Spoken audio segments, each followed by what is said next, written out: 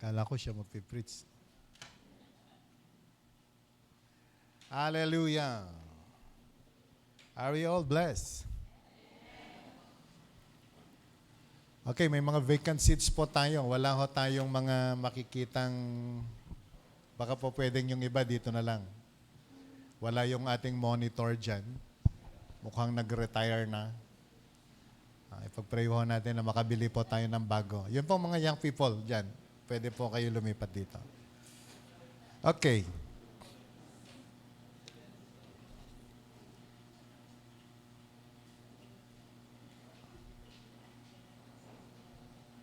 So, sa lahat po na nanonood online, welcome sa atin pong Sunday service. And I hope na sa atin pong pag-aaral ng salita ng Panginoon, we will all listen and receive the very word ng Panginoon ngayon. I believe napakahalaga at napaka-timing ng atin pong papag-aralan ngayon, especially sa sitwasyon po natin, not only as a Christian, but as a nation, ay siguro pong kinakailangang maunawaan ng mga tunay na Kristiyano na meron pong pangitain para po sa bansa, para sa ating komunidad. Ito pong papag-aralan natin ngayong umaga. So let's open our Bibles please in the book of Jeremiah, chapter 33, verses 1 up to 22. Pero babasahin lang po muna natin sandali ang verse 1 hanggang po sa verse 11. Now, mababasa po natin dito, Jeremiah, chapter 33, verse 1 to 11.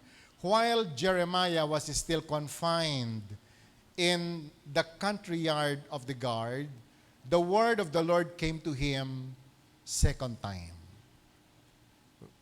This is what the Lord says, He who made the earth, the Lord who formed it and established it, the Lord is His name. Verse 3, call to me and I will answer you and tell you great and unsearchable things you do not know. Verse 4, for this is what the Lord, the God of Israel, says about the houses in this city and the royal palaces of Judah that have been torn down to be used against the siege ramps and the sword. Verse 5, in the fight with the Babylon, they will be filled with the dead bodies of the men. I will slay in my anger and wrath. Sabihin nga po natin, wrath. I will hide my face from this city because of all its wickedness. Nevertheless, I will bring health and healing to it. I will heal my people and will let them enjoy abundant peace and security. I will bring Judah and Israel back from captivity and will rebuild them as they were before. I will cleanse them from all the sin they have committed against me and will forgive all their sins of rebellion against me. Then this city will bring me renown, joy, praise, and honor before all nations on earth that hear of all the good things I do for it. And they will be in awe and will tremble at the abundant prosperity and peace I provide for it. 10. This is what the Lord says. You say about this place, it is desolate, waste, without men or animals, yet in the towns of Judah and streets of Jerusalem that are deserted, inhabited but neither man nor animal, there will be heard once more. 11. Can we read it aloud? The sounds of joy and gladness, the voices of bride and bridegroom, and the voices of those who bring thanks offering to the house of the Lord, saying, give thanks to the Lord Almighty, for the Lord is good, His love endures forever. For I will restore the fortunes of the land as they were before, says the Lord. Purihin ang Panginoon sa pagkakabasa po ng kanyang buhay na salita. Tayo po'y manalangin. Lord God, bless your word today. And I pray that may your rema, the rema of your word, will come and flow like a river and begin to fill every heart, every soul. That today, Lord God, as we study your word, as your chosen people, the generation you have chosen, Panginoon, gamitin mo po kami sa mga panahon na katulad po nito. Lord, hayaan mo nga po kami matatag na tumitindig sa katotohanan ng iyong mga salita. At dalangin namin, Lord, punuin mo kami ng iyong Santong Espiritu. At sa oras na ito, Lord, bless even our ears that will listen to your word, and bless our hearts na pagtatamnan mo ng iyong mga salita.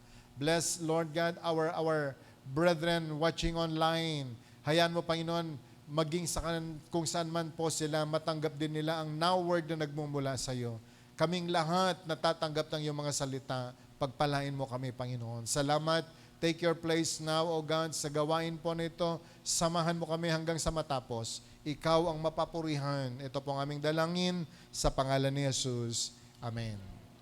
Binigyan po natin ng title ng topic po nito, Receiving the New Covenant in Crisis and Becoming a City of Joy and Delight.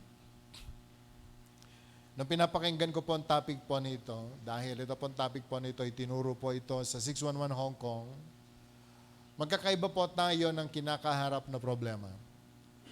Nung itinuro po ito ay katatapos nung sobrang pagsubok sa Hong Kong, yung pong fire na naganap sa Tai Po, Hong Kong. Very close sa ating church at nakita po nila kung paano nasunog yung pong kanilang building. At ang dami pong mga nadamay, may mga Pilipino din pong nadamay. At bihira po itong mangyari, siguro maintindihan mo kung ang sunog ay katulad nung nagaganap sa Manila dahil mga light materials ang gamit, pagkatapos nagkabit-kabit, wala naman pong tamang daanan ng mga bumbero, maiintindihan mo. Pero, yun pong isang sunog sa Hong Kong ay napakahirap mong intindihin, unawain, matanggap. So many of their people talagang nagtatanong bakit nangyari. At nung nagkaroon po ng investigation, according to some, ay dahil din po sa too much corruption. Okay? Dahil, alam niyo po, yung ginagamit nila na indamyo doon kapag nagpagawa ka ng building sa Hong Kong, hindi katulad datin dito na puro mga scaffolding na bangka lang gamit. Sa kanila, ang gamit po nila ay kawayan. Okay? Kawayan na napakaganda. Pagkatapos, dahil very busy po yung kanilang roads at very busy po yung pati po pedestrian po nila talagang very busy, kinakailangang lalagyan mo ng net. At yung net na ginagamit po nila, meron pong required net na nire-require ng government para po yun ang gagamitin sa construction. Sabi po nila, sa investigation, yung first 3 floors ay pumasa doon po sa quality na nire-require ng government yung net. Pero doon sa gitna na hanggang taas, dahil hindi na po pwedeng puntahan ng mga investigator na hipuin, alamin, hindi na po yun ayon sa batas. So yun po yung isang kine-question po nila na kaya daw po nagkasunog, na-expose sila because of their too much corruption. Sabi mo nga sa katabi mo, meron din palang corruption doon. Nasunog at marami pong mga namatay at hindi po maintindihan dahil sa sobrang higpit po nila, nalusutan pa rin po sila. Hindi ko alam kung ilan ho nakapanood sa atin. Yan pong masayang outing sa Australia. Lahat excited na maligo doon po sa beach. Pagkatapos may dalawang mag-ama, iba po yung trip nila. Sila po ay namaril at ang dami pong mga napatay. At ang nakakalungkot, mga kapatid, mga kaibigan, sa Australia po nangyari yon. Samantalang napakahigpit ng kanila pong seguridad, yet naganap ang ganitong uri ng problema. At sa kumakalat po ng mga balita ngayon, mga kapatid, yung dalawang mag-ama po na ito, nag-train sa pagiging terrorist in the Philippines. Sa Pilipinas sila nanggaling at dito po sila na-train pagdating po sa terrorism. Maraming mga istorya. Pumunta naman po tayo sa dakong ito ng bansa natin. Kamakailan lang, umalingaw-ngaw ang masamang balita. Hindi ko alam kung masama o mabuting balita sa iba. Sapagkat sa Pilipinas po ngayon, may mga masamang balita na mabuti para sa iba, may mga mabuting balita na masama para sa iba, depende na sa nakikinig. Yung isa po sa pinakamalaking suspect sa flood control ng Pilipinas ay namatay. Nahulog sa bangin at siya po ay namatay. Marami pong nagluluksa, pero marami pong nagdiriwang. Pero tanggapin natin sa hindi, isa pong napakalaking dagok para po sa atin as a nation, ito pong nagaganap ngayon. Ilang mga engineers na ng DPWH ang nawawala at namamatay. Of course, paano mag-react ang sambayan ng Pilipino ngayon? Marami pong nagdiriwang dahil ang sabi po ng iba, tama lang yan sa kanila. But you know, as Christians, paano po ba ang tanggap natin sa mga bagay-bagay po na ito? Gusto ko po lamang makita natin, mga kapatid, gusto ko po munang makita natin yung crisis na pinagdadaanan natin. Yan, tayo po kasi mga Pilipino, pagdating po sa usapang crisis, masyado na pong kalyado ang puso natin dito. Tama po ba? Can I hear amen? Nagkaroon po ng international na issue ng crisis. Lahat ay nagugulantang at marami pong nawawalan na ng pag-asa. Pero sa Pilipinas, yung crisis po na nararanasan ng buong bansa, hindi na natin masyadong pansin. Kasi sanay na tayo. Okay. Recession issue, it's not a big issue for the Filipino. Why? Sanay na tayo sa kahirapan. Can I hear amen? Yung hindi ka lang naasikaso sa hospital kapag ka ikaw ay pasyente, napakalaking issue po niyan sa ibang bansa. Pero sa Pilipinas, sanay na tayo. Amen. Pero gusto ko pong gisingin ang damdamin ng bawat isa sa atin. Ano po ba ang crisis na nararanasan natin sa mga panahon po nito? Na masasabi po natin, as Christians today, we really need to know our position, especially on how to receive God's covenant sa mga panahon na katulad po nito. Especially now that we Filipinos, we are so open to social media. Na dahil po sa social media, hindi na natin alam kung alin ang tama at mali. Dahil kahit po sa church sa mga panahon po nito, ang hirap mo nang iayos, turuan, ilagay sa tama ang pag-iisip ng church dahil maging ang church ay nakakaladkad sa malaking problema sa mga panahon po nito.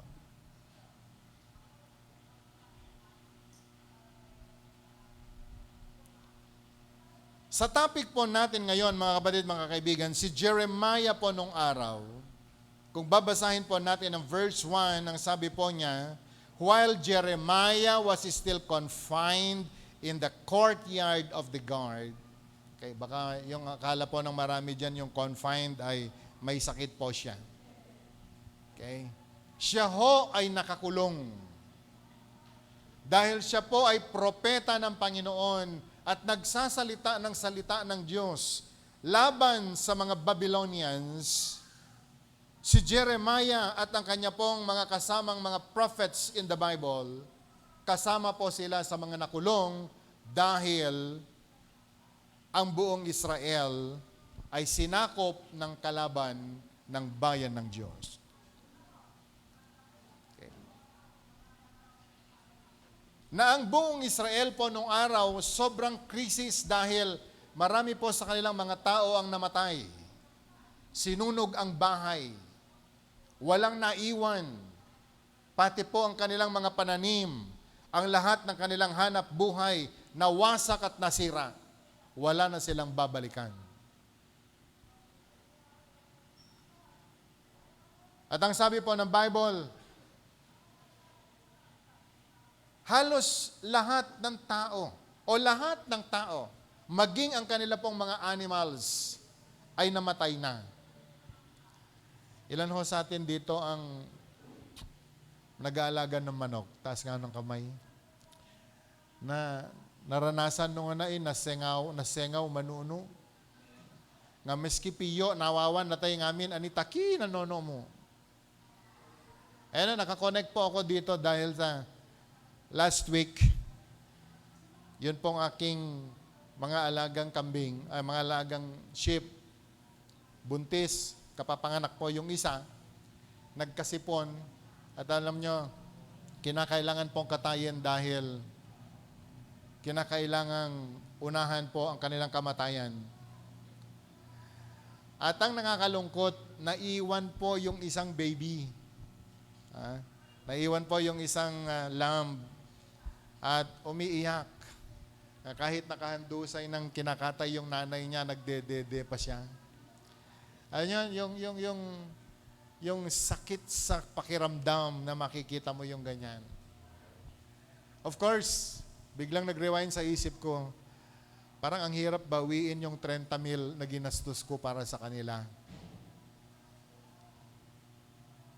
Pero nung binasa ko po ang Jeremiah 33, mas masakit para kay Jeremiah na ang kanyang mga sambayanan, ang buong bansa,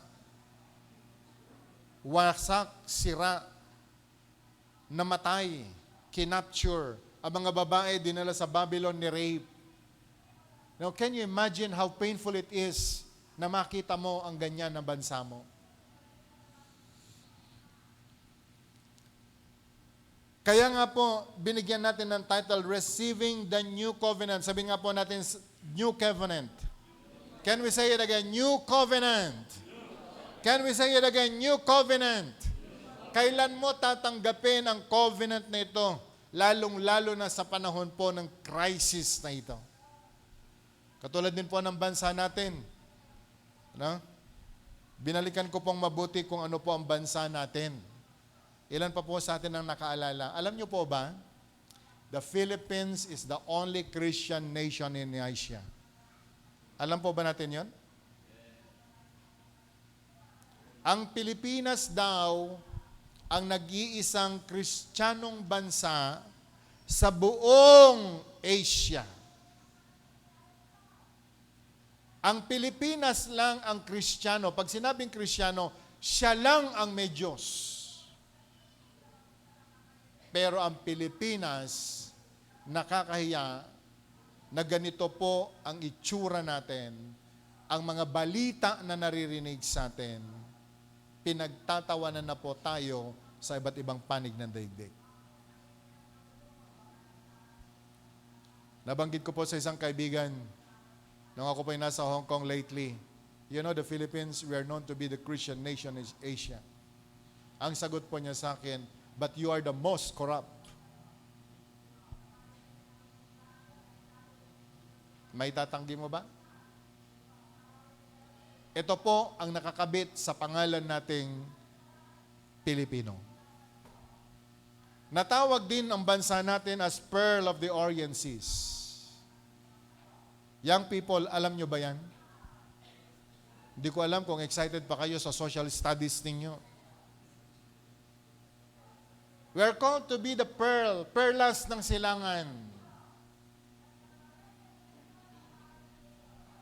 Tinawag din po tayo, lalong-lalo na kung tayo po ay bumibiyahe, sa tourism ay tinawag din po tayong a land of endless beauty.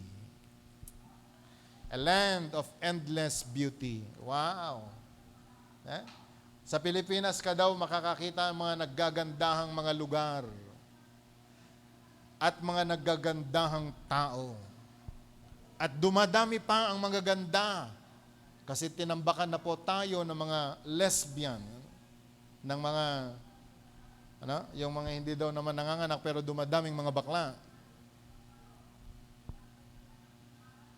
We are also known and called to be people of we are defined by warmth. Tayo po yung marunong mag-welcome ng tao. Diba? Lalo na po tayo ng mga Ilocano. Pag may dumaan, oy, dumagas ka pa, agkape ka pa. Pag tumanggap po tayo ng stranger, okay lang. Kahit hindi mo kilala, pinapapasok po natin. We are known to this. Can I hear amen? We are very hospitable. But because of our being hospitable, lalong-lalo na po yung mga kababayan natin na nasa bundok, nawala na po sila sa tamang ayos dahil sa pagdodoktrina ng mga komunista sa kanila. Yung magandang bagay na meron po tayo, ginamit ng kaaway para pasamain at sirain ang marami po nating mga kababayan.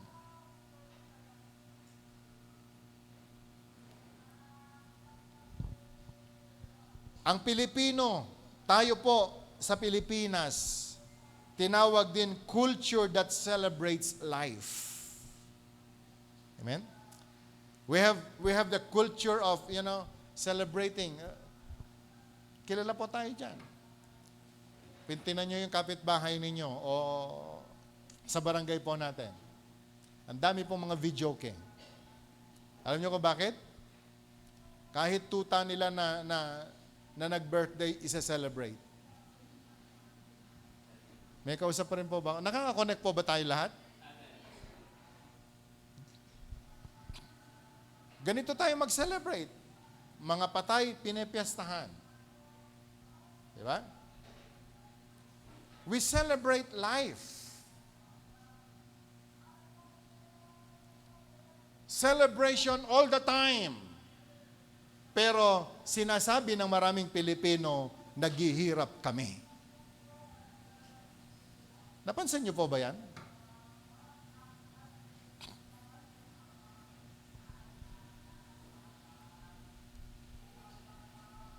We were also known of being a nation that inspires the world. Ibang-iba po ang pagkakilala sa atin. We inspire the world. Can I hear amen? Alala ko po nung nanalo si Manny Pacquiao sa ilang laban. Tuwan-tuwa po tayo. Nandun po tayo sa tugatog ng tagumpay. Nakilala tayo. Nakilala po tayo sa bugbugan. Wala ho akong masamang tinapay sa sports. I love sports. Pero nakilala po tayo sa mga bagay po nito. Totoo naman. Pero dahil po sa bugbugan na nakilala po tayo, ang dami rin pong mga mag-asawa naghiwalay dahil po sa issue ng bugbugan.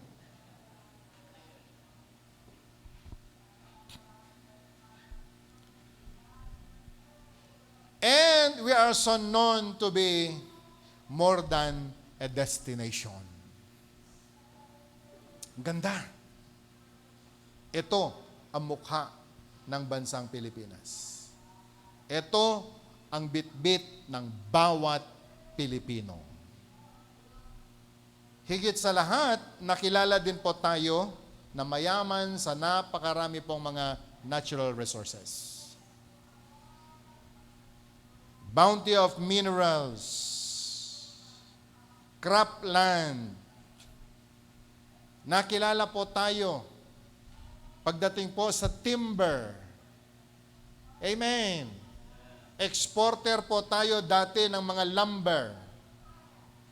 Pero ngayon, lahat ng ginagamit po natin sa construction ngayon, paluchina.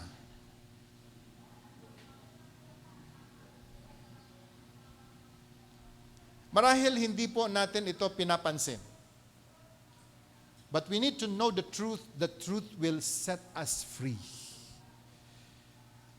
Dahil sa masyado po tayong exposed sa social media, feeling ng iba, mga Koreano na po tayo, pero gusto ko pong sabihin sa inyo, sa oras na ito, habang nag-aaral tayo, sabi mo nga sa katabi mo, kahit ngayon lang, magpaka-Pilipino ka.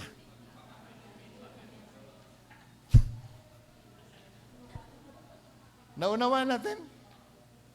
Dati-rate, alala ko po nung araw, nung bata po ako, umaakyat kami sa mga malalaking truck ng mga logs at binabalatan po namin yon dahil yon ang panggatong namin nung araw. At dinadala po sa sawmill, hinihiwa, ine-export papuntang ibang bansa. Yan po ang yaman natin, ang mga timber po nung araw. Ngayon, ano nangyayari sa atin? Di ba? Yung po mga nagpagawa ng bahay, ang binibili po natin ngayon, palutsina. Kung gusto naman natin ng matigas, yung galing Malaysia na kahoy. Yung pinagmamalaki po natin na punong-puno ng timber na kabundukan po natin, ang kapalit po ngayon, mais. Ano nangyari? Yung pinutol na mga kahoy, kinalbo na kabundukan, pinalitan ng mais. Tuwing magtatanim, nag-i-spray ng herbicide, nalulusin yun pong lupa at inaagos ng ulan. Saan papunta? Sa mga creek, sa mga rivers, silted na lahat.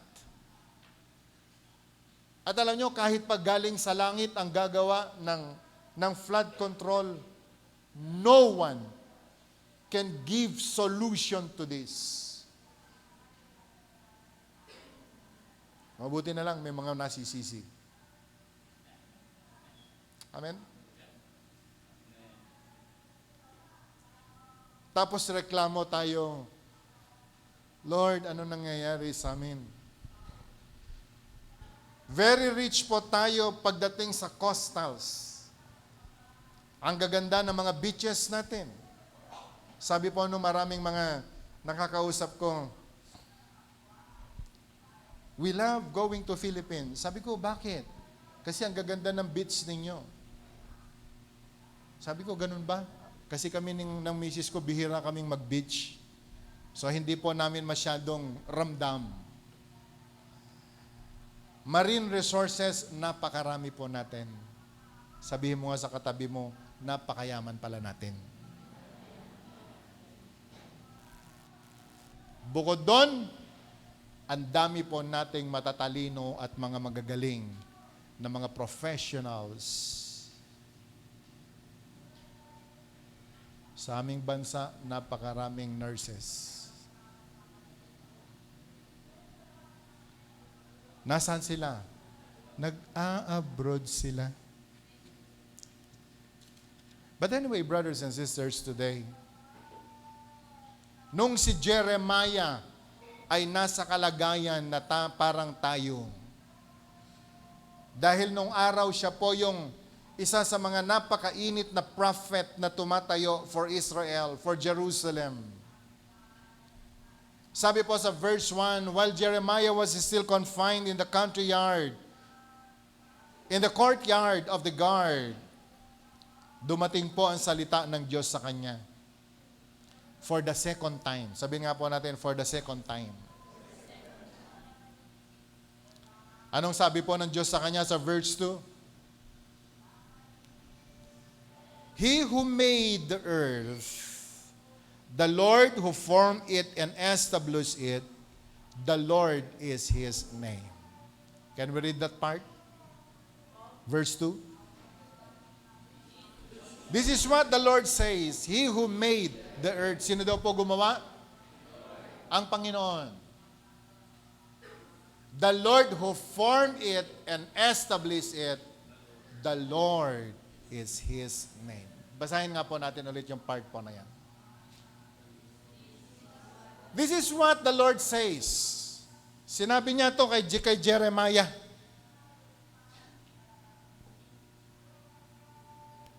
The Lord who formed the earth. Sinong gumawa? Ang Panginoon.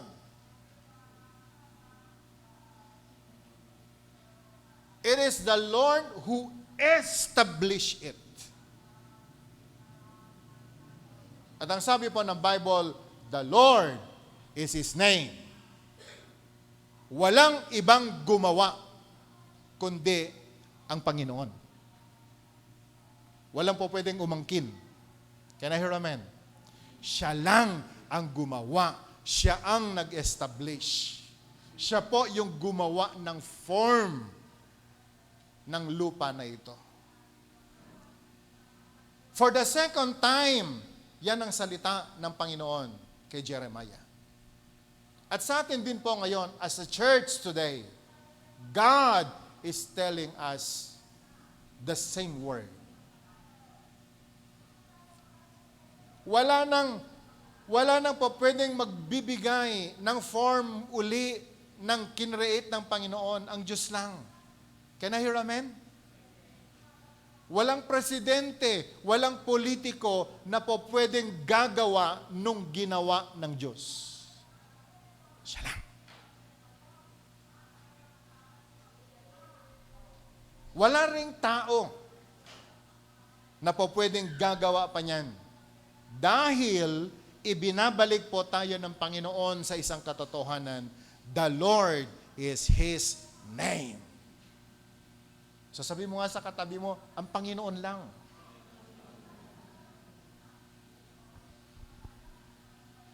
Si Lord lang ang may kakayanan. Siya lang na may gawa ng lahat ng ito. Bakit kinakailangang 2 beses sabihin ng Panginoon kay Jeremiah yan? Dahil kinakailangang maunawaan po ng tao, sino ba talaga ang dapat nating sandigan? Kanino po ba tayo dapat tatawag? Especially now, na ang bansa din po natin ay hindi lamang tayo bumagsak, mukhang bumaon na tayo. Mukhang bumaon na po tayo sa kahirapan at bumaon na po tayo, malapit na po tayong malilimot.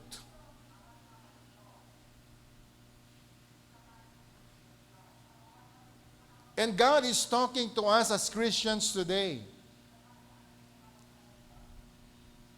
Si Lord lang ang may magagawa. Sabi mo nga sa katabi mo, ni ikaw, wala tayong magagawa. So ano po dapat natin gawin? Point 1 in your notes nakalagay po dyan, call upon the name of the Lord. As church, we need to call upon the name of the Lord. That God will fulfill.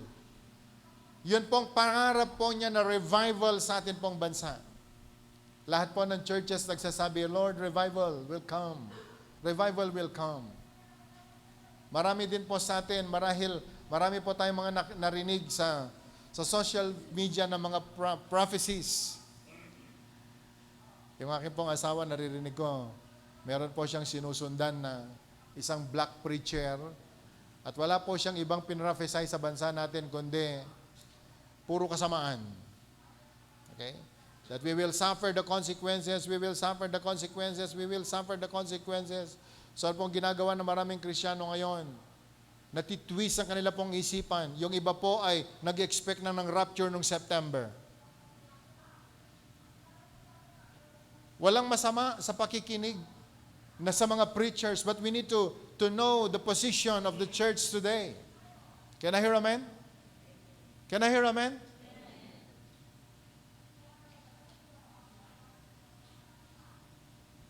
Ang plano ng Panginoon hindi po nagbago. Yung pangarap ng Diyos na tayo ay maging pearl of the Orient Seas, kinakailangang makita, kinakailangang maganap, kinakailangang mangyari. Yun pong bansag sa atin, the only Christian nation in Asia, kinakailangang maganap at mangyari. Pero paano po mangyayari yan? Kung hindi po natin maintindihan ang salita ng Panginoon. So as church today, mga kapatid, mga kaibigan, number 1 na dapat po nating maunawaan, we need to call upon the name of the Lord. Can I hear amen? We need to call upon the name of the Lord.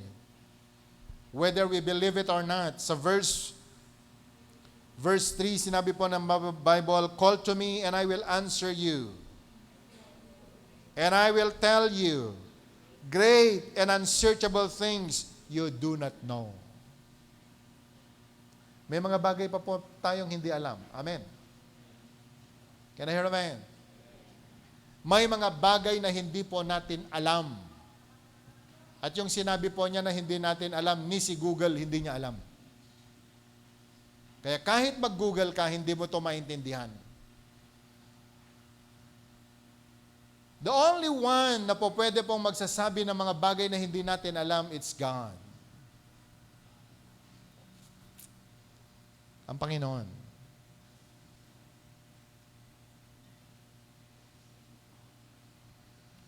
Ang dami po natin mga bagay na hindi alam. Tama po ba? Can I hear amen? Alam niyo po ba nung Yolanda, dumating ang bagyong Yolanda, ang dami pong mga engineers ang nakasuhan. Ang daming engineers na nakasuhan, lalong-lalo na sa part po ng Visayas. So sabi ko sa kanila, bakit? Kasi kapapagawa lang daw ng bahay, perfect naman, nasunod ang plano. May computation kasi ang engineer eh. Pero bakit nung dumating ang bagyo, nasira? Lalong-lalo na yung mga bubong. Kaya, after ng Yolanda, nagkaroon po ng bagong uri ng bubong. Ang tawag po nila, Yolanda Roofing. Di ba? Kasi, yung manakam era, 4 agwas yung baletera, di ba? 4 agwas. Pero, sinira nung panahon ni Yolanda. Nag-investigate ang lahat. LGU, national government, nag-imbestiga. Alam mo, sagot ng mga engineer, mga boss, pinlano namin yan. Pero hindi namin kinompute na meron palang signal number 5 na typhoon na darating sa Pilipinas. Sapagkat ang computation po nila, ang Pilipinas pang signal number 3 lang.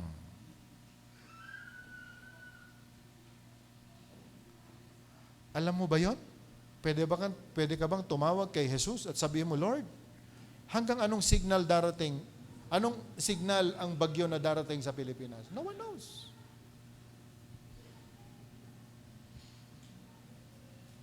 Natapos po tayo sa Visayas, ang Davao, na pinanggagalingan po ng magagandang mga fruits, pinanggagalingan po ng magagandang saging. Nagtanong po ba kayo bakit puro sa Davao galing ang mga pang-export na mga... Have you ever asked that? O wala tayong pakialam? Pakialam ba namin sa Davao? Pero alam nyo, minsan nag-iisip, kinakailangang mag-research, kinakailangang din matuto po tayo. Sa Davao po kasi, hindi yun dinadalaw ng bagyo.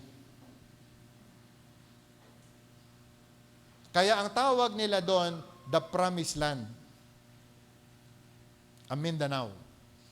Kaya doon galing ang maraming magagandang saging, magagandang prutas. Ano nangyari ngayon? Ang bagyo na kung ilang beses silang binagyo. Sila naman ay nagpagawa din ng mga Yolanda Roofing. Alam nyo, dumating ang malakas na bagyo sa Davao area, sa Mindanao area. Ang natira na mga bahay at hindi po nasira, yung 4 agwas. Dahil kahit anong gawin mo, hindi mo maiintindihan ang plano ng Diyos. Can I hear amen? Meron isang mayaman, sabi niya, masyado yatang marami ang harvest ko ngayon. Magpapagawa ako ng napakalaking kamalig At doon ko ilalagay ang lahat ng aking mga ani, ng aking mga harvest. Nagpagawa siya. Dumating ang ani.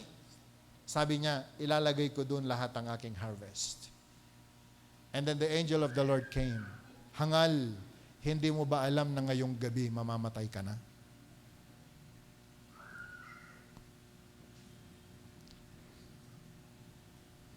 May panawagan po ang Diyos sa atin ngayon. Maging sa inyong lahat na nakikinig sa mga salita ng Diyos ngayon.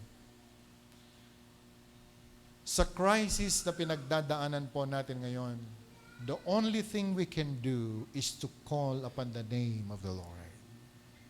Sino po ang Lord na ito? The Lord who formed the earth. The Lord who established the earth. At ang sabi po niya, when we call upon Him, He will answer us. At ang sabi po dito, He will and tell you great and unsearchable things you do not know. May mga bagay siyang sasabihin sa atin, mga bagay na hindi natin naintindihan.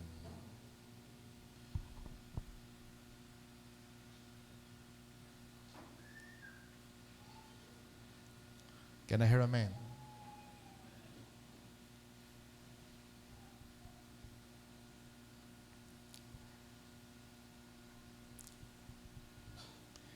Ewan ko kung ilan na nakarinig. Meron pong isang kilalang bridge sa Kabagan area. Ano ba tawag nila doon? Iconic. Ang dami pong mga nagpa-picture nung ginagawa doon, mga magpapakasal. When it comes to engineering, napakaganda. Perfect ang pagkakagawa. After 2 months na binuksan, isang dump truck ang dumaan, bumagsak yung tulay. Biyaya ng Diyos, walang namatay. Alam niyo kung bakit? Kahit ang ipinagmamalaki nating mga tao, akala natin okay na.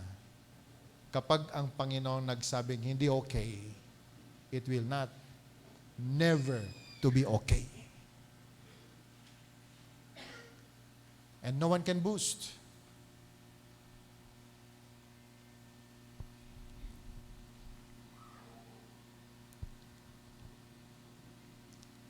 So in the crisis na pinagdadaanan po natin mga kapatid, as a church, anong ginagawa po natin?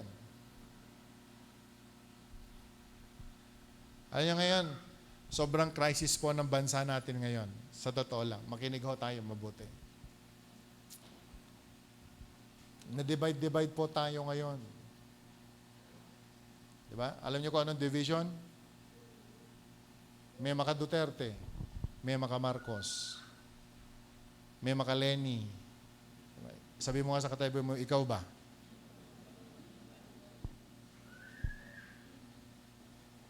So lahat ng mga magagandang balita, sino nagsabi niyan? Kung Marcos ka, natural sa mga Duterte. That's not good. Ito, totoo lang.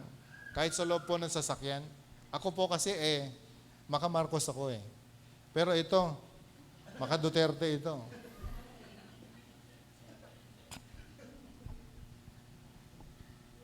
Because of the principle, kung sino nakaupo, yun ang suportahan mo. Siya yung ipag-pray mo. Tama po ba?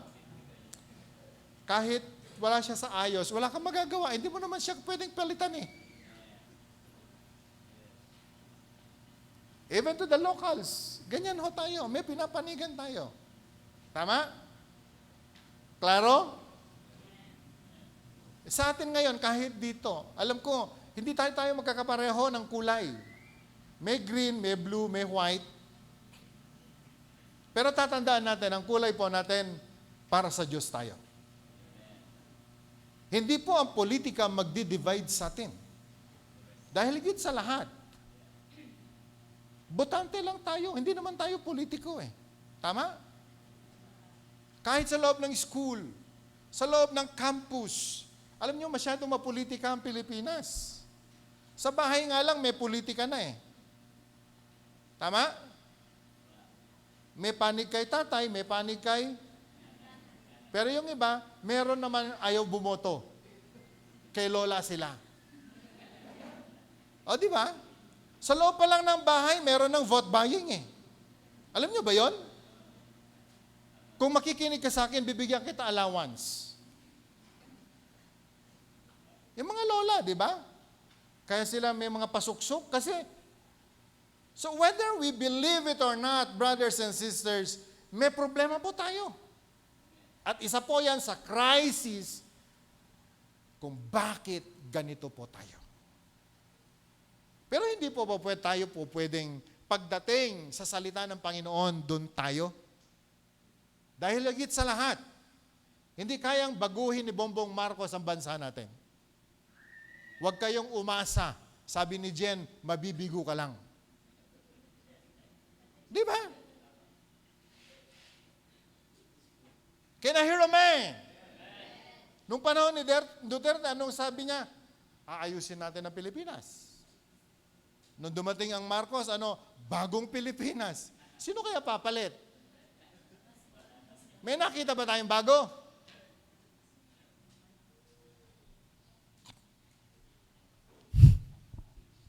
Ano ba yan?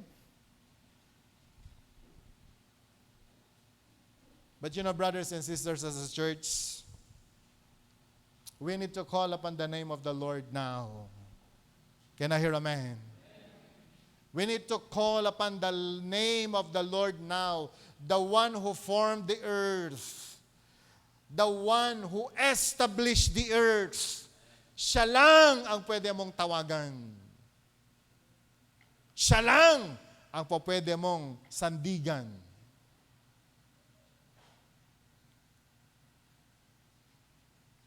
Many years ago, nagkaroon po ako ng dream. Ang buong Tuguegarao ay nabaha. Ang buong Cagayan ay nabaha. Nandun po kami kina Pastor Bert nung araw. Nandun po kami. So binilinan ko na ang aking mga pamilya.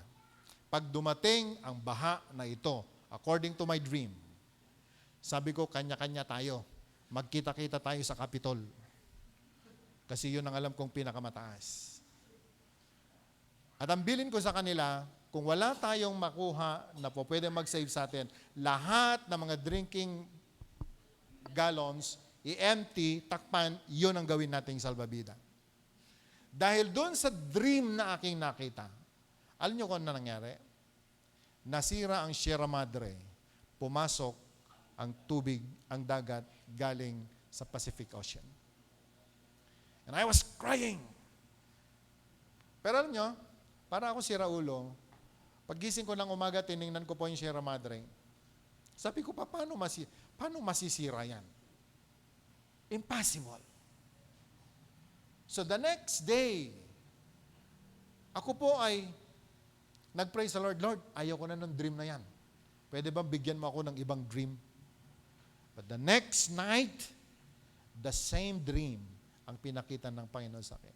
To be continued. At nakita ko ang daming naglulutangang mga animals, ang daming naglulutangan ng mga ng kung ano-ano, pati tao naglulutangan. At alam nyo, sobrang iyak ng maraming mga Cagayano nung panahon na yan. And I was asking God, Lord, mangyayari ba ito? And so I prayed to God, Lord, if you allow this thing to happen, save my family, save my church. Ngayon, alam niyo na kung bakit ako nagbahay sa bundok? Dahil dyan. Dahil dyan. So, tinitingnan ko po yung bahay namin. Kapag kami naabot doon, awan na balemon, Pastor Oscar. Panonot ka. Kaya kahit tawag nila sa amin, taga-tana, it's okay. But you know what's happening now?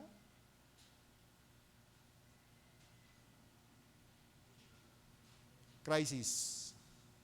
Ang laking porsyento ng Sierra Madre po natin nakalbo na ngayon. At patuloy na kinakalbo. at patuloy na hinihiwa at patuloy na hinuhukay dahil sa mining na ginagawa ng ilang mga mayayamang tao na taga dito sa atin. May banta ng earthquake dahil meron po tayong fault line in Cagayan Valley. Alam niyo po yung fault line? Yan yung daanan. Yan po yung may problema sa ilalim ng lupa that every time na mag-move po yan, pwede mangyari na mawasak kung ano man ang establishment na nandun sa ibabaw ng lupa. Napasok ba sa isipan natin? Na ang Magat Dam, kapag siya ay nasira, ano ang po pwede mangyari sa Cagayan? Lalong-lalo na ang Magat Dam na dating property ng gobyerno ibinenta kay Aboitiz. Private na ang may-ari niyan. Wala nang control ang gobyerno dyan. Kaya nga nung tayo po ay nagkabaha sa Tuguegarao, meron pong mga movement ang mga ilang LGUs na magdemanda laban kay Aboitiz. Pero narinig ba nating lahat? As a church, pumasok ba sa isipan natin na ang crisis na ito ay pwedeng maganap? Hindi. Dahil akala natin, okay tayo. But you know, brothers and sisters, point number 2 in our lesson. Kahit ganito pa, kalala ang crisis na pinagdadaanan po natin. When we call upon the name of the Lord, God will answer us. And He will show us. He will answer us. At ipapakita po sa atin ang mga bagay, unsearchable things na hindi pa nakita ng tao.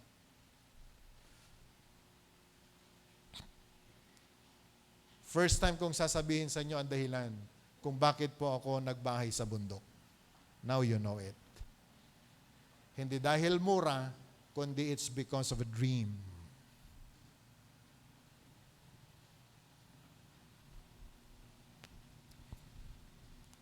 Dagdag ko lang. Yung ilan po sa inyo na gustong bumili ng lupa, huwag kayong bibili ng lupa rito. Pumunta po kayo sa Camellia. Huwag sa Carig. Sa mas mataas po na lugar. I'm not kidding.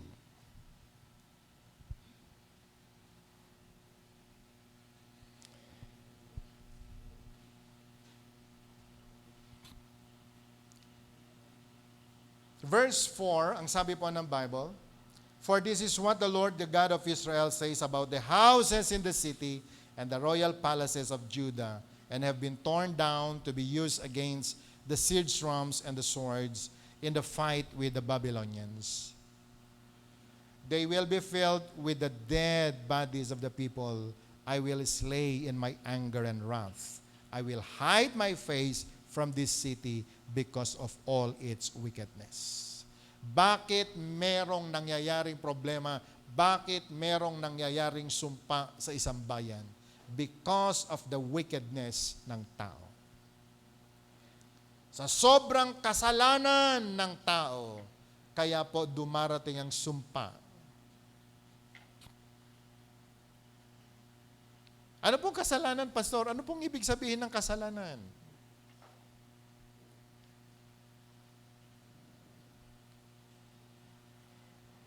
Yung napakagandang ginawa ng Panginoon na lupa na dapat tirhan ng tao. Anong ginawa ng tao? Sinira natin. Wala tayong magawa. Sinira nila.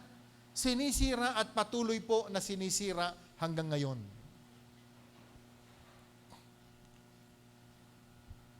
I was in Apayao. Nakita ko po yung kanilang mga kabundukan doon. Sabi ko, alam nyo, isang araw, yan ang papatay sa inyo. Walang gustong maniwala. Even our pastor, nung sinasabi ko po ito 4 years ago, hindi po niya ako pinakikinggan. Hindi niya kino-consider yung aking sinabi. Lately, last month, nag-post po siya. Pinost po niya yung yung bahay ng ating Secretary Treasurer. Bumababa ang napakalakas na tubig galing sa bundok at gumawa po siya ng matinding creek o daanan ng tubig at halos kainin na niya yung bahay ng isang leader po natin doon. Sabi ko, nung sinasabi ko sa inyo yan, hindi niyo ako pinapakinggan. Pero pastor, sabi niya, ngayon, naintindihan na namin. So, nag-send po tayo ng tulong. Sabi ko, sige, gawa tayo ng flood control. Huwag na kayong umasa sa gobyerno, tayo na lang. So, tayo po ay nagpadala ng konting tulong at magpapadala pa. Dahil gusto po natin i-save yung property po nila. Alam niyo kung anong issue? Because of kaingin. Ang nakikita po lamang ng tao ay yung kanilang pakinabang ngayon. Pero hindi po nila nakikita yung kapahamakan ng mas marami bukas. Nag-post po siya sa social media. Sabi niya, mga kababayan, tumigil na tayo sa pagtatanim ng mais. Alam niyo, umani po siya ng samot-saring comment. Hindi ko po maintindihan dahil salita nila yung iba, pero kinokondem siya. Bakit? Kaya mo bang ibigay yung pangangailangan namin? Bakit? Kailangan bang maibigay ba ng gobyerno may pangangailangan namin araw-araw? So sabi ko sa kanya, tumigil ka na. Dahil nung ikaw sinasabihan ko, ganyan ka din. Kapatid, whether we believe it or not, we polluted the earth. Can I hear amen? Whether we believe it or not, part po tayo ng pagsira nung ginawa ng Panginoon, yung kanyang in-establish, kasama po tayo na sumira noon.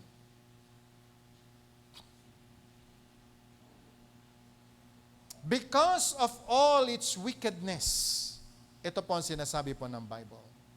Pero meron pong mga magandang balita, especially for us church. Are we all excited? Ano po sabi ng verse 6? Nevertheless, I will bring health and healing to it. I will heal my people and will let them enjoy abundant peace and security.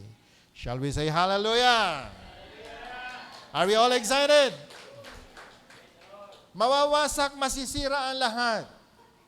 Pero tayo ng mga pinili ng Panginoon, tayo natatawag sa Diyos, ang sabi po ng Bible, He will bring health and healing to us.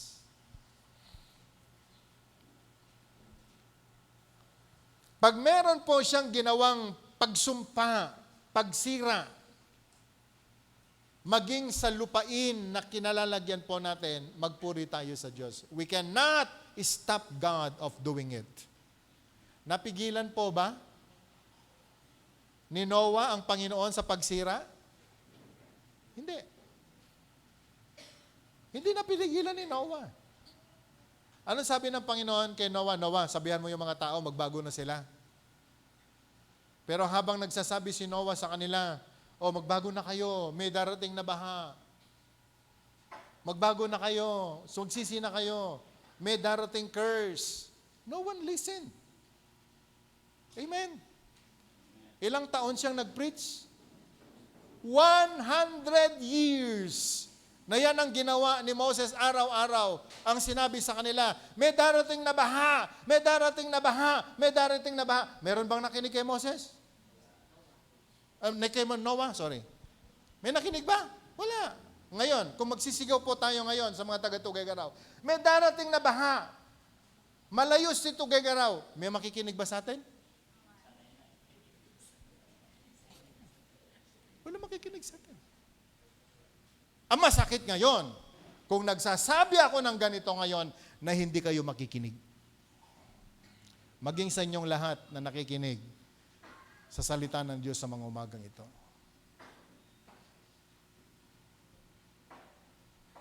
Okay lang sa panahon natin ngayon. Now, I'm 55. I'm 55. Sorry, masyado akong maaga. Now I'm 55. Pero nung nagtayo po ako ng bahay sa bundok, hindi na po para sa akin ang inisip ko. I cannot just imagine my children swimming. Lalong-lalo na hindi ko sila naturuang lumangoy.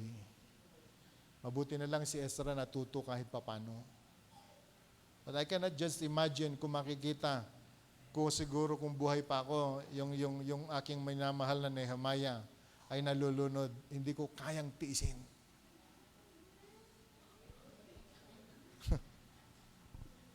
Kaya wag ako kayo magugulat. One of my prayer today, tinanggal ko po muna yung aking prayer sa bagong car. Now I am praying for a boat. Sabihan nyo na akong si Raulo, sarabihan nyo na po akong OA, pero wala akong pakialam sa pwedeng sabihin ng tao. But I need to have a boat as soon as possible.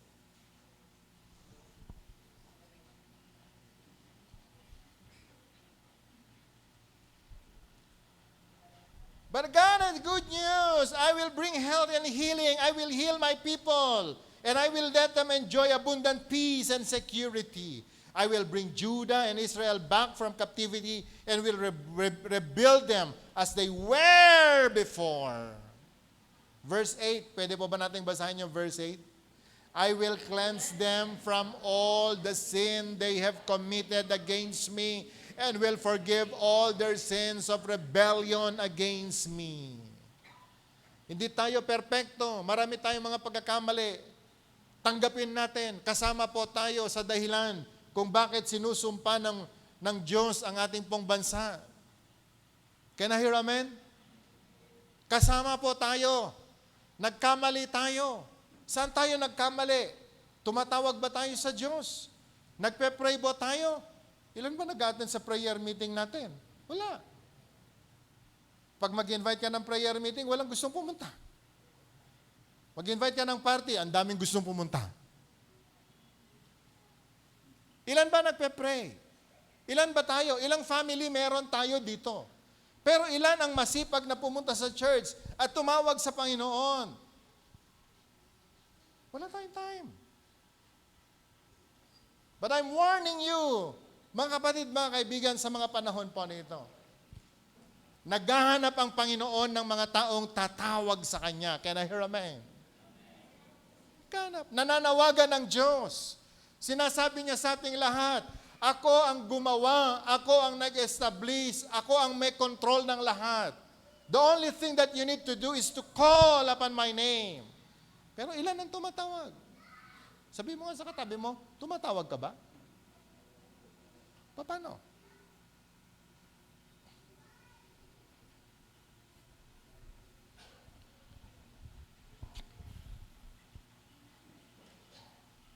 Pinagtatawanan po tayo ngayon. Okay? Wala nang gustong mag-invest sa Pilipinas.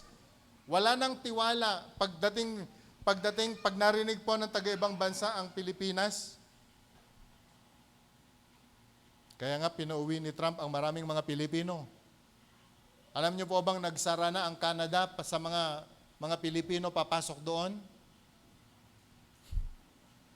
Tinanong ko sa marami. Tinanong ko po yung mga kaibigan kong nakakaalam ng batas. Sabi ko, ang Canada ba talaga nagsara para sa mga dayuhan? Ang sagot po ng isang abogado, hindi. Pilipino lang.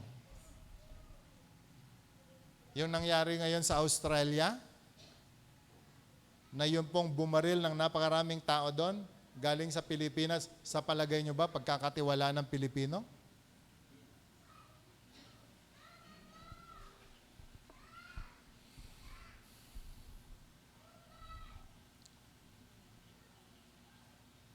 Can we read verse 9?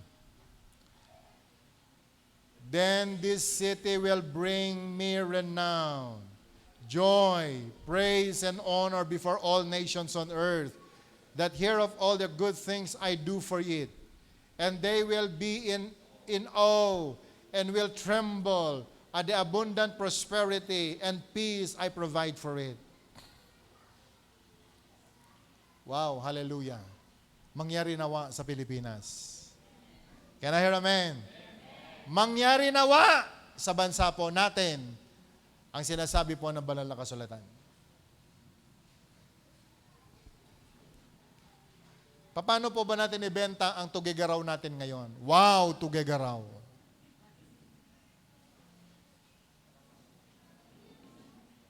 Galing ka sa Eastern Barangay. Pupunta ka dito sa church. Kinakailangang bumiyahe ka advance at least 1 hour to 1 hour 30 minutes bago ka makarating sa Tuguegarao.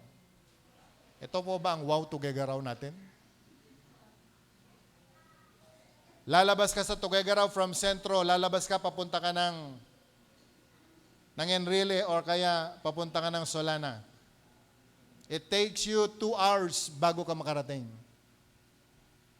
Ano kayang sinasabi ng Panginoon sa atin? Hindi kaya dahil marami nang masyadong high blood sa Tuguegarao? Dahil ang lapit-lapit lang mula dito hanggang UCV, wala na gustong maglakad. Lahat gusto mag-tricycle. Kaya siguro tayo binibigyan ng aral kung bakit masyadong maraming traffic ngayon. Para wag muna tayong sumakay. Maglakad po tayo kasi parang mas mabilis pa yata ang maglakad kaysa sumakay. Pansin nyo ba? Napansin po ba natin? Ano po bang wow Tuguegarao natin? Ano ang meron sa Tuguegarao na po pwedeng puntahan ng tao? Sige nga. May park ba kayong pinuntahan sa Tuguegarao? May park? Parang sa pangunawa ko, bukod sa pansit, yung unlimited rice lang. Akala po ba natin blessing yung unlimited rice? No. Be careful. Be careful. Unlimited rice na mura at unlimited rice na mahal. Pumunta po ako sa, ano yung kinakain na masarap? Mang Inasal. Wow! Second time po ako pumasok sa Mang Inasal at nakita ko, unlimited rice, unlimited oil. Unlimited rice and unlimited oil. Kaya sinabi ko po sa mga kasambahay ko, alam nyo, magandang negosyo ngayon sa Tuguegarao, kabaong. Expect for more death kung ganito ang itsura po natin. Kung ganito ang nagaganap sa atin.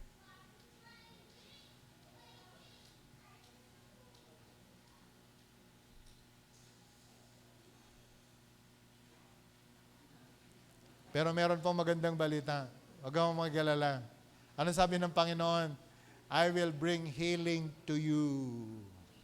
So, ibig bang sabihin, mag-unlimited rice ka pa rin? I will bring healing to you. Ibig bang sabihin, i-enjoy mo yung unlimited oil? Kailan ba tayo makikinig? Kapag wala na pong magsasabi sa atin ng tama? Church, whether we like it or not, this nation, this country, this city, ay magbibigay po ng papuri sa Panginoon kapag tayo ginawa po natin yung tama sa harapan ng Diyos. Can I hear amen? Kapag ginawa natin kung ano yung nararapat sa harapan ng Diyos, gagawin po ng Panginoon yung nararapat para sa atin. Yes, po pwedeng desolate ang bansa natin. Katulad po nung verse 10, kung papansinin po natin, it is desolate waste without men or animals, yet in the towns of Judah and the streets of Jerusalem that are deserted, inhabited by neither men or animals, there will be heard once more. Nalulungkot po ako. Nalulungkot po ako talaga. Dala niyo po ba? Talking about church growth in Tuguegarao, ang hirap mo pong makakita ng church growth. Lahat ng young people po natin, Pagkatapos mong muscle win, patapos mo po silang matrain, lahat po sila aalis. Yung iba mag-a-abroad, yung iba pupunta sa Manila. Purihin ng Panginoon, buti na lang may church po tayo sa Manila. Kaya lahat ng umalis dito, nandun. At mukhang marami pang susunod. And I cannot question God, and I cannot question even our members. Dahil sa Tugigaraw, walang trabaho. Can I hear amen? Mag-invest ka. Anong po pwede mong business sa Tugigaraw? Pansit na naman. Di ba? So everyone is excited of leaving the city. At sila po ay pupunta sa ibang lugar, looking for greener pasture. Who will stay? Sino mag-i-stay dito? Amen? Makinig ho tayo. Pwede po bang makinig tayo sandali? Magtiyagaan na talaga tayo. Sa ayaw at sa gusto nyo, tayo ang mag-i-stay dito kasi mukhang tinalaga talaga tayo dito. Amen. Sabi mo nga sa katabi mo, magtiyagaan na lang tayo. Sabi mo nga sa katabi mo, pagtiyagaan na din natin yung pastor natin. Ha? Kasi yung iba, hindi na nakapagtsatsaga sa akin eh. Pero alam nyo, hindi po tayo titigil sa pagsasabi ng tama. Hindi po tayo magsasawa sa pagsasabi ng kung anong nararapat. Pwede naman ako mag-preach para bilugin ng mga ulo ninyo. Pwede naman ako mag-preach na yung ikanatutuwa ninyo. Pero alam nyo, wala hong saysay ang preaching na ganito kung balang araw, isang araw, magkita-kita tayo sa impyerno. Can I hear amen? Gawin natin kung ano po yung sinasabi ng banal na kasulatan. This city shall be healed. Mourning shall be turned into joy. Do you believe this? Can I hear amen? Can I hear amen? Pangarap pa rin po natin sa Tugigaraw na sana sa lalong madaling panahon, darating po yung mga investors. Okay? Yung mga call centers ay dito na rin ho mag-establish at magkaroon po ng maraming employments po dito. Nakakatuwa. Pumutok ang napakaraming construction sa Tugigaraw. Di nyo po ba napansin? Ang dami pong mga nagkaroon ng trabaho. Kaya ngayon, kung papansinin po ninyo, magpagawa kayo ng bahay ngayon, wala kayong makuhang karpintero. Because all of them are occupied. All of them are occupied. Anong ibig sabihin nito? Lumalaki ang construction firm sa Tugigaraw. Hindi nyo ba napansin? Kahit sa barangay ninyo ngayon, may nagtitinda ng hardware. Pansin nyo ba? Dati-rati, lahat po tayo, pupunta tayo kay Parbe. Pero ngayon, kapitbahay mo lang. Nandun na yung hardware. Ano hong ibig sabihin yan? Umaasenso po tayo. Umaasenso. Ngayon meron pong panukala. Makinig ho kayo. Ipagbabawal na po ang pagtitinda ng graba sa Tugigaraw. Ipagbabawal na ang pag-extract ng graba sa mga rivers po natin. Alam niyo kung bakit? Kasi meron lang gustong magbenta. Papatayin ang isang industriya na nakikitang lumalaki ngayon. Ano ang ibig sabihin nun? Kayo na susunod na magpapatayo ng bahay, mukhang madodoble ang presyo ng construction materials ninyo.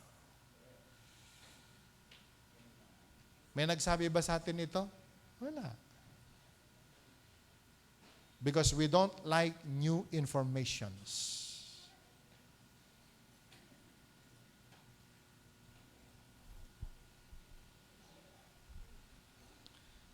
But anyway, church, gusto po rin ba nating makita yung bansa po natin, yung city po natin, yung dating isinusumpa dahil mukhang walang asenso, pagagalingin ng Panginoon, paasensohin ng Panginoon. Point 3 in your notes, nakalagay po dyan, receive the promise in faith.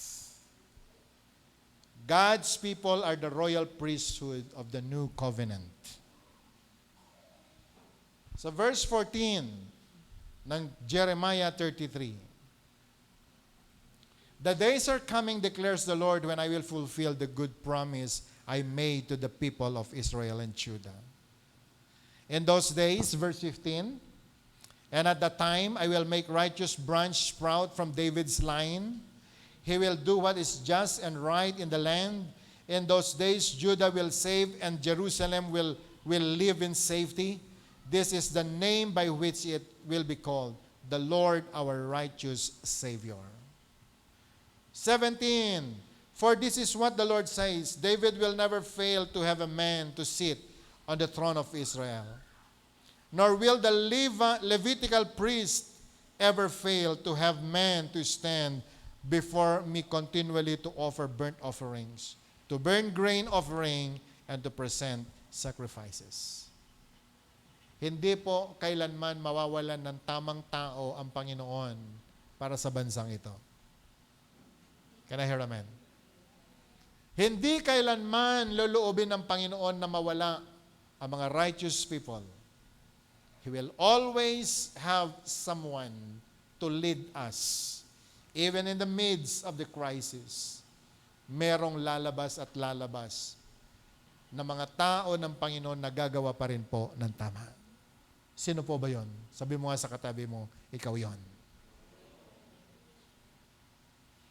Lahat ay po pwedeng gumawa ng mali, pero tayo, mananatili po tayong gumawa ng tama. We will still choose to do what's right before God and man. Kahit pa hindi ayon ito sa gusto ng iba, pero gagawin pa rin po natin kung ano po yung tama. Kung ano po yung sinasabi ng Panginoon, yun ho ang gawin natin.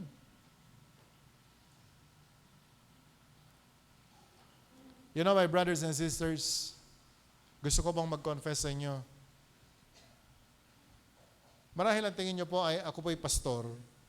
Yes, pero I'm very much involved, especially doon po sa development ng probinsya po natin at ng city po natin.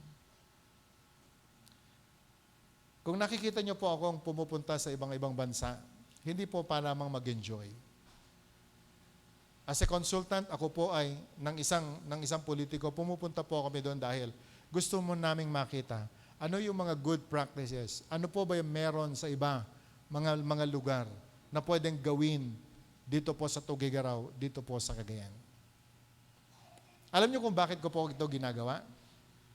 Dahil po doon sa sobrang excitement ko na may makita po tayo na maayos para po sa probinsya natin.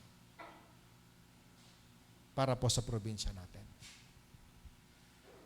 Isa po sa mga pangarap natin, sa totoo lang, and I want you to listen to this before we close in prayer. As a Christian, as a pastor, ipinanganak na po ako sa Tuguegarao. I was born here. 1970, I was born here. Lumaki po ako dito na ako tumanda, nakita ko na ang problema. Economically, spiritually, even in the political side, nakita ko na po ang problema ng Tuguegarao.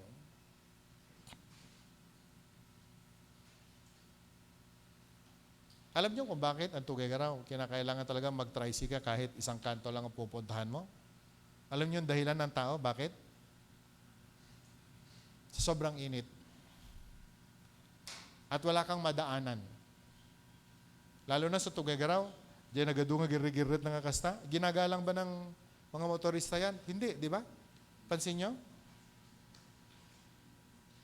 Walang gumagalang ng pedestrian dito. Buti nga yung traffic light medyo unti-unti natututo po ang Tuguegarao na gumamit ng traffic light. Pero nagadunga Tuguegarao ang nag-thank you, Lord, nung nasira ang maraming mga traffic lights. Because we are not used to that. And you know, Isa sa pangarap po natin, ang makita, yung buong university belt po natin, hanggang dun sa Robinson. Ang cute tingnan siguro kung katulad sa ibang bansa. Merong elevated na pathway, air-conditioned, na po pwedeng daanan ng mga tao papunta sa bawat university hanggang sa makarating sila kahit man lang part ng Robinson. Na-imagine nyo po ba yan? Air condition. Pastor, sino naman ang magpa-aircon dyan? Napaka-expensive ng bayad sa kuryente. Pwede ba makinig ka sandali? Alam mo ba ang Tuguegarao? Isa po sa pinakamatinding kayamanan natin sa Tuguegarao? Init.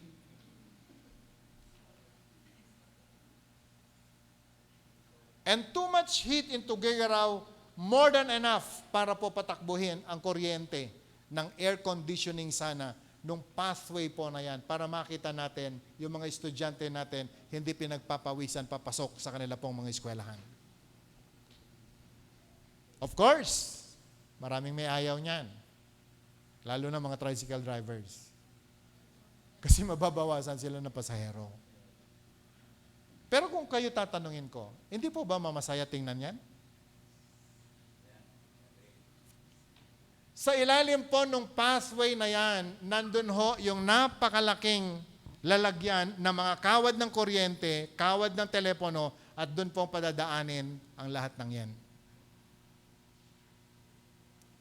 Siguro dun po darating yung panahon na sasabihin natin, wow, Tuguegarao. Hindi po ba natin po pwedeng isama sa prayer natin yan? Tanungin ko nga po kayo, anong uri ng prayer ang ginagawa natin para sa bansa natin, sa Tuguegarao natin?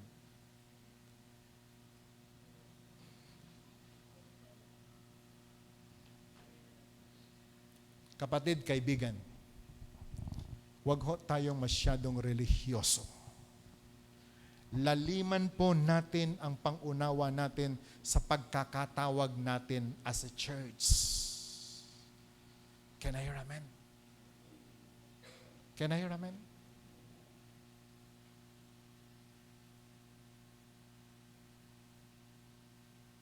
Ngayon, makita natin, baha everywhere. Walang gustong maglakad ngayon. Kasi ang lahat ng tubig nasa gitna ng kalsada. Pero kung makita natin sa Tuguegarao, nagawa nga sa ibang lugar, bakit hindi natin kayang gawin? Amen? Modernization ng tricycles, malaking issue sa Tuguegarao, right? Pero bakit sa Subic nangyari? Wala kang makikitang tricycle sa Subic. Malalaking public transportation na nandun. Jeep, taxis. Pero makita natin umaasenso po sila. Kapatid, ilagay po natin sa tamang lugar ang atin pong mga sarili. Let's align ourselves as a church to the head of the church, Jesus. Even in the midst of the crisis na nararanasan po natin ngayon, we the people of God, hindi po nagbabago ang position po natin. Time is coming, and God is declaring it very soon.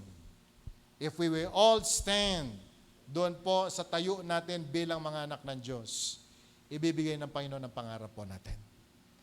Can I hear amen? Can I hear amen? Can I hear amen? God will heal us. Magpasalamat po tayo. Alam nyo, ilang taon nang nakararaan, ang hirap magkasakit sa Cagayan, sa Tuguegarao.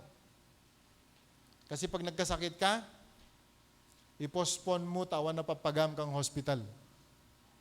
Alam nyo ba yon? Kaya nga po, pinutakti tayo ng napakaraming mga private hospitals in Tuguegarao. Di nyo po ba napansin yan? Pero ngayon, ilan na po ba sa atin ang nagpa-hospital sa CVMC? Alam nyo ba? Libre. Matyaga ka lang, libre. At bukod sa libre na, may sukli ka pa. Si Chris at saka si Claire, kami sa bahay. Pag nagpapacheck up po kami, bumabangon po kami, alas 4 ng madaling araw, kailangan maligo, pipila sa CVMC, at 5 kailangan nandun ka na. Blood camp po namin libre dahil sa CVMC. Alam nyo, part po yan doon sa sinasabi ng Panginoon, God is healing us if only we know how to appreciate kung ano ang ginagawa ng Panginoon ngayon sa city po natin. So I discourage you guys, huwag mong ilagay sa isipan mo na hindi ka pwedeng magpa-check up kasi mahirap ka. Hindi po totoo yan. Meron po tayong mga blessing na tinanggap mula sa Panginoon. CVMC is a very good hospital for all of us. Do maraming narinig na kayo na nagsasabing, nung kaya mo matay, mapan ka CVMC, that's not true. Those are lies from the devil dahil gustong pahirapan tayo ng iilang tao dito sa probinsya natin. God is doing something in this province. Can I hear amen? Can I hear amen? Pag may marinig po tayo na pagka pupunta ka sa CVMC, mamamatay ka na, hindi ho totoo yun. Namatay na sana si Rachel. Di ba, Rachel? Na-disgrasya po yan. Karoon ng problema sa kanyang ulo. Doon po siya dinala. Halos matempt na ako magsabing dalhin mo na sa private hospital kasi parang naririnig ko yung madalas na sinasabi ng tao pagka nasa CVMC ka, uuwi ka, nakakumot ka na. God is doing something in Tuguegarao. Mayroong ginagawa ang Panginoon sa probinsya natin. May ginagawa ang Panginoon sa bansa natin. Can I hear amen? Can I hear amen? Can I hear amen? Sa social media, madalas sinasabi natin, hindi na ako magbabayad ng tax. Kasi ninanakaw lang din nila. Sa church, hindi po yan ang sinasabi ko. Magbayad kayo ng tax ninyo. Kung ninakaw nila, problema nila yon. Ang mahalaga, ginagawa natin kung ano yung tama. Can I hear amen? Kung pinagsamantalahan tayo, okay lang. Recorded in heaven. Alam ng Panginoon kung ano ginagawa natin. And last warning that I want to tell you, do not be too exposed sa social media. The social media exposure po natin, tingnan po natin baka hindi po tayo madala sa langit dahil dyan. Kung meron po mga bagay na dapat tayong intindihin, it's the word of the Lord. Whose report you will gonna believe? Only the report from the Lord. Can I hear amen? Whose report ang pakikinggan po natin? Only the word of the Lord. Church, may ginagawa po ang Panginoon. Revival is coming. Even sa gitna po ng nangyayaring problema na ito, revival is coming. Alam niyo po kung bakit? 1 Peter chapter 2 verse 9, ang sabi po ng Bible, we are the chosen people, a royal priesthood, a holy nation, God's special possession, that we may declare the praises of Him who called us out of darkness. Amen. Into His marvelous light. Pwede po nating basahin ng sabay-sabay. But you are a chosen generation, a royal priesthood, a holy nation, His own special people, that we may proclaim the praises of Him who called you out of darkness into His marvelous light. The world today, our nation is full of darkness. Pero ang sabi po ng Panginoon, tumayo po tayo bilang mga anak ng Diyos. Magningning po tayo. Can I hear amen?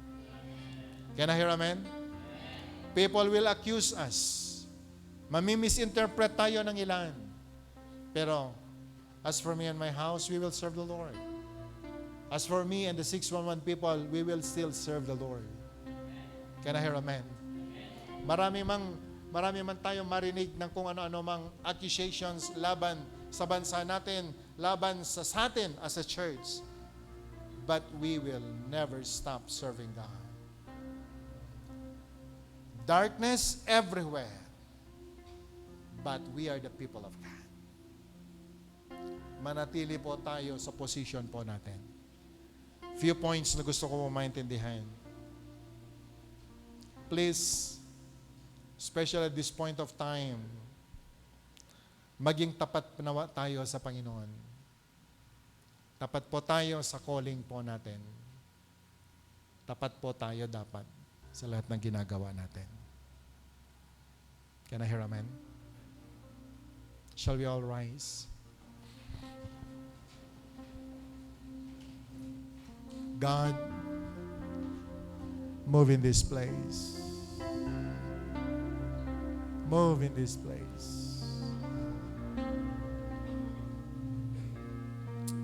Hallelujah.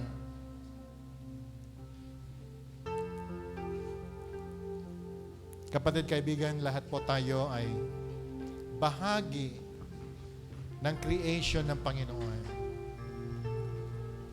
He is the one who framed us, who formed us, who established us. He created the world, He created the earth perfect. Kasama po tayo sa creation po na yan. But because of the wicked one and the wickedness, the earth that was formed ay nasira. At ngayon ay patuloy po na nasisira. But we are called by God as His chosen people. Peculiar people. And the very purpose of God is to show forth His glory even in the midst of darkness na kinalalagyan po natin. Pwede po ba nating sabihin sa Panginoon, Lord, here am I. Use me for your glory. Can we just pray in our own prayer? Gamitin nawa tayo ng Panginoon to restore the very land na pinagkatiwala sa atin. Sa anumang mga paraan na pwede kang gamitin ng Panginoon, sabihin mo sa Kanya, Lord, use me. Sa level po natin, if you are youth, what can you do for the youth group? Kung tayo po yung mga market people, what can we do in the marketplace? Parents, what we can do for our children? Especially now, ang lupa po natin, ang lupain po natin, hindi natin alam kung anong po pwedeng mangyari. May shaking na nagaganap. Dahil nais ng Panginoon na makita. Ilan pa rin ang nakatayo na gumaganap ng kanyang kalooban.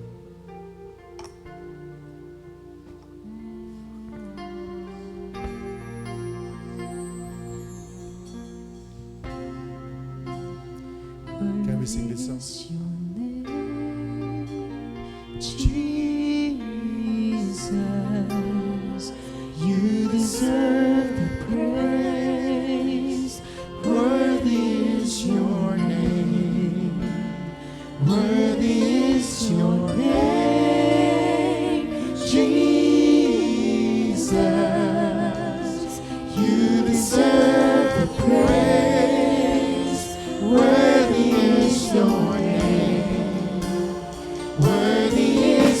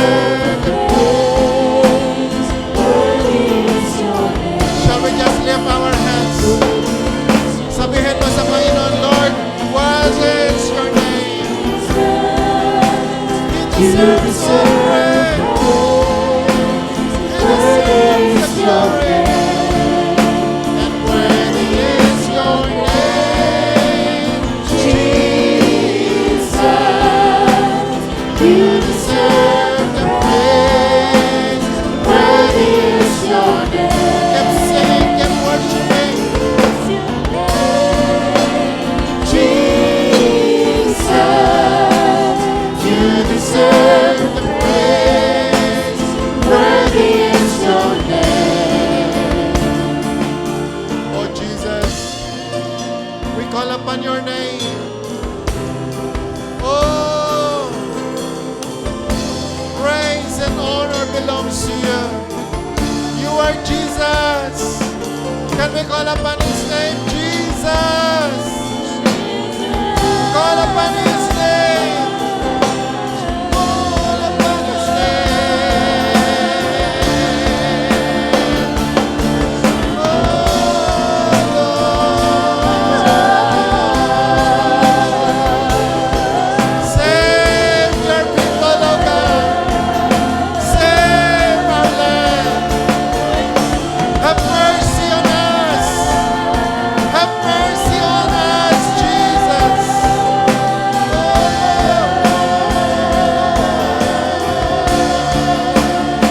We call upon your name. We call upon your name.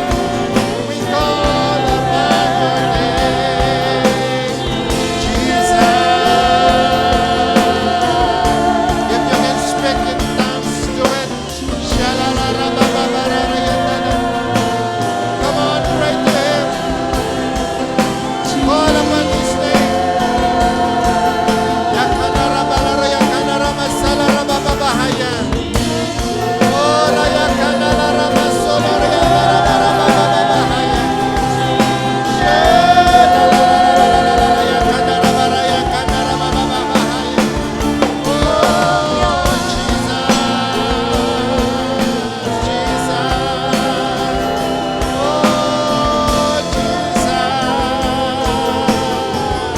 Bring Him your worship. Bring Him your worship. Give Him the sacrifice of praise. Hallelujah. Let the name of the Lord be lifted up in our midst now.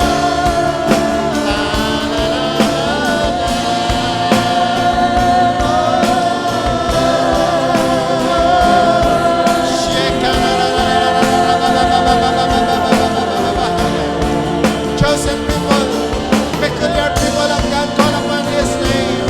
Bring Him the worship. Intercede for your nation. Intercede for your land. Yes, revival is coming. Answered prayers are coming.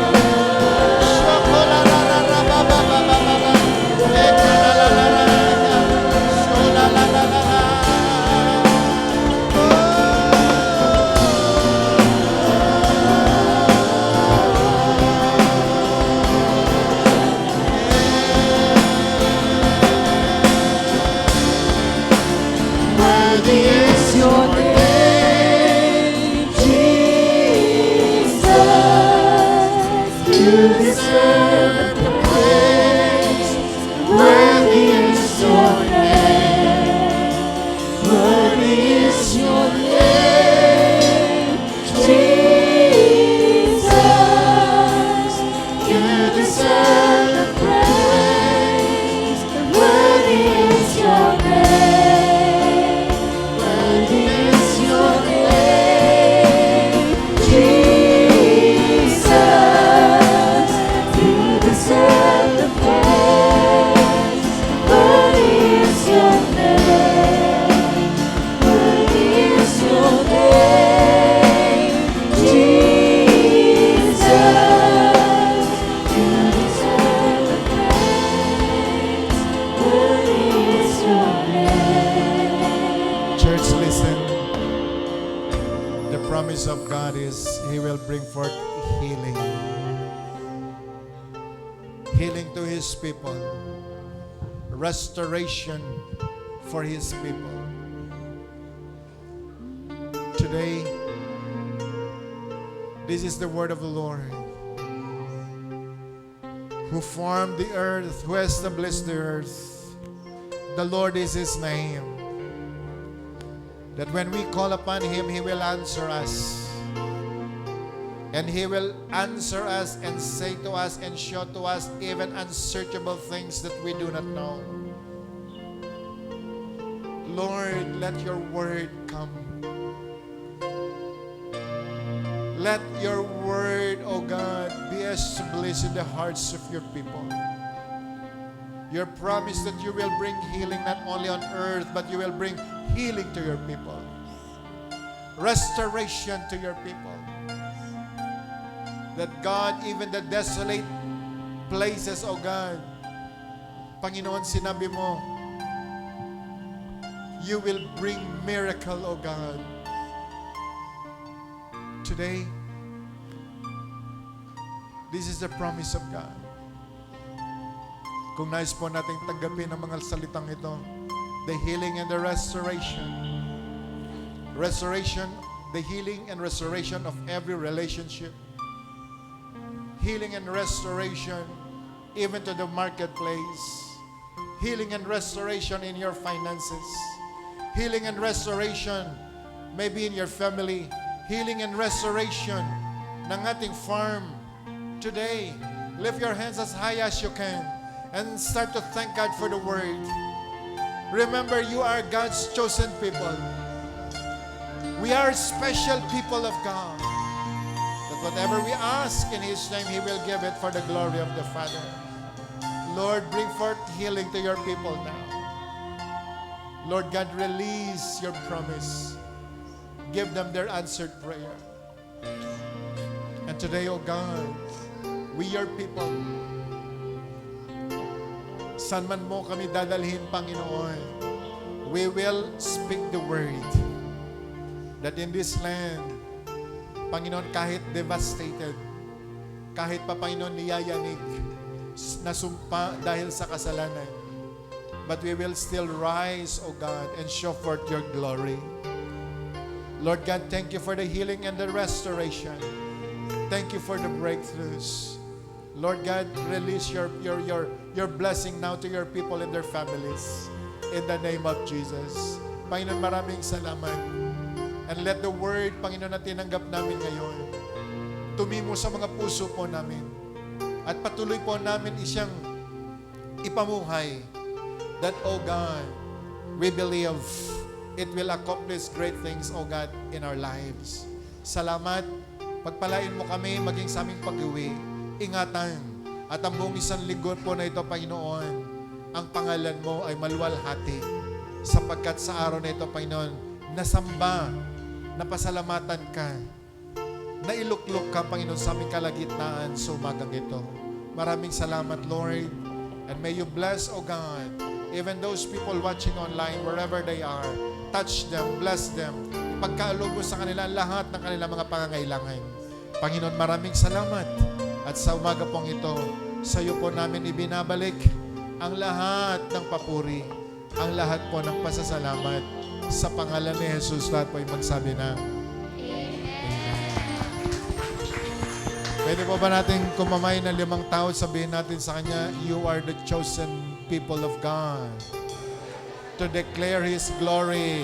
God bless you and see you next week.